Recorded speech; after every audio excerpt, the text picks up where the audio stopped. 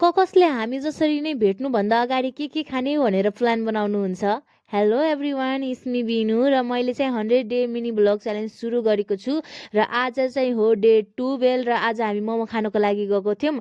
माइजूले र मैले चाहिँ अगाडि नै प्लान बनाइसकेको थियौँ कि मोमो चाउमिन हामी भेटेपछि खाने भनेर। चाउमिन चाहिँ हामीले अस्ति खाएको थियौँ भने मोमो चाहिँ आज खान्छौँ, जो चाहिँ एकदमै धेरै मिठो थियो र माइजूलाई पनि एकदमै धेरै मनपर्छ। आज चाहिँ म यो विदेशी चक्लेट ट्राई गरिरहेको छु र यहाँ ट्राई गराइरहेको छु बहिनीहरूलाई। मैले चाहिँ खाइसकेको थिएँ, त्यही पनि बहिनीहरूलाई ट्राई गराइरहेको थिएँ। पिङ्क थियो, यसमा चाहिँ पिङ्क कलर भएकोमा चाहिँ पिङ्क नै थियो कि एकदमै राम्रो चक्लेट थियो। विदेशी भएर पनि होला, नेपालमा चाहिँ यस्तो चक्लेटहरू अलमोस्ट पाएन त पाइन्छ, तर एकदमै धेरै एक्सपेन्सिभ, एकदमै धेरै महँगो पाइन्छ, जो मेरो बहिनीलाई पनि एकदमै धेरै मनपर्छ र मलाई पनि एकदमै धेरै राम्रो लाग्छ।